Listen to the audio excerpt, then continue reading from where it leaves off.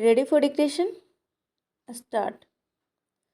मशहूर वित्तीय agency Goldman सैक्स जिस समय भारतीय अर्थव्यवस्था के साल 2075 तक दुनिया की दूसरी सबसे बड़ी आर्थिक ताकत बनने की मुनादी कर रही थी, लगभग उसी वक्त संयुक्त राष्ट्र विकास कार्यक्रम यूएनडीपी व ऑक्सफोर्ड यूनिवर्सिटी की एक अध्ययन रिपोर्ट में यह बताया गया कि पिछले 15 वर्षों में भारत 41.5 करोड़ लोगों को गरीबी रेखा के ऊपर उठाने में कामयाब हुआ है। निस्संदेह ये दोनों खबरें भारतीय अर्थव्यवस्था की सुखद तस्वीर पेश करती है। अच्छी बात यह है कि इनमें से एक वर्तमान भारत से संबंधित है और दूसरी आने वाले हिंदुस्तान से, यानी तरक्की की इस गाथा में एक निरंतरता देखी जा रही है। वैसे भारतीय अर्थव्यवस्था के सुनहरे कल की बातें अरसे से की जाती रही है और इसके ठोस आधार भी है। न सिर्फ यहाँ मध्य वर्ग का तेजी से विस्तार हो रहा है, उपभोक्ता बाजार में लगातार मांग बढ़ रही है, बल्कि इसके पास कुशल अर्धकुशल कामकाजी नौजवानों की एक विशाल फौज भी है और इन सब को देखते हुए विदेशी निवेशकों का भारतीय अर्थव्यवस्था में विश्वास मजबूत हुआ है।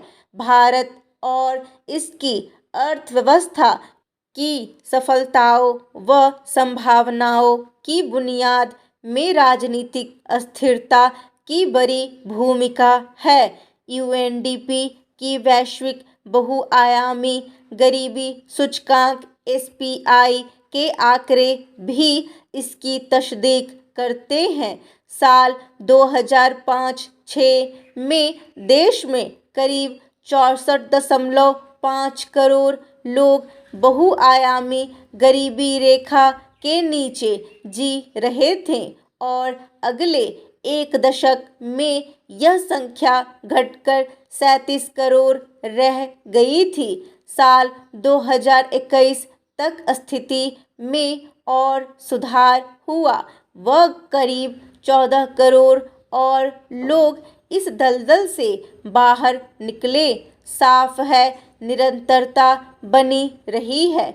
गौर कीजिए 2005 से 2014 तक मनमोहन सिंह की सदारत में देश में यूपीए की सरकार थी और उसके बाद से नरेंद्र मोदी के नेतृत्व में एनडीए का शासन है।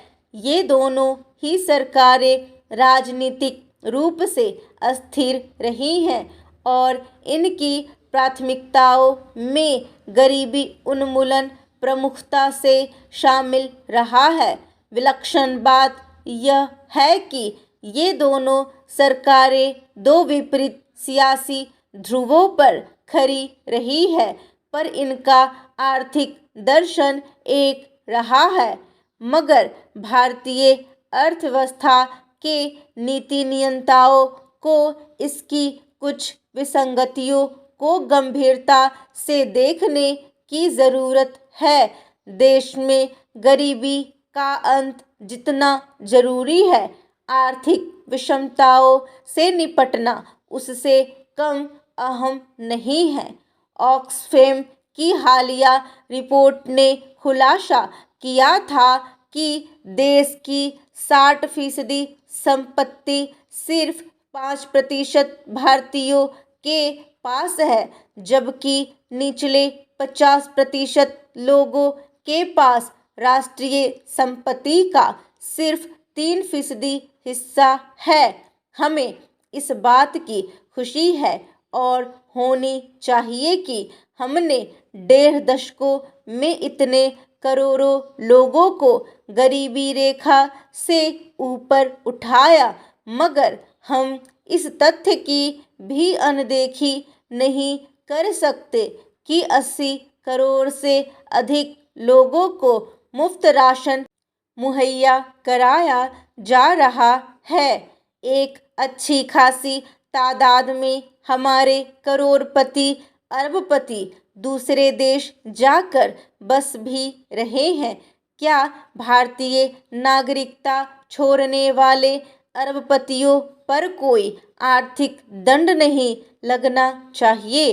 भारतीय सत्ता प्रतिष्ठानों को इन विसंगतियों पर नियंत्रण पाने के तार्किक रास्ते तलाशने होंगे। हम नहीं भूल सकते कि हमारी गरीबी की रेखा जिस स्तर पर तय होती है, उसके ऊपर भी जीवन काफ़ी कठिन है। इसलिए इन खुशनुमा आर्थिक तस्वीरों को हाशिए के करोड़ों भारतीय के लिए सुखद बनाने की कवायद की जाए।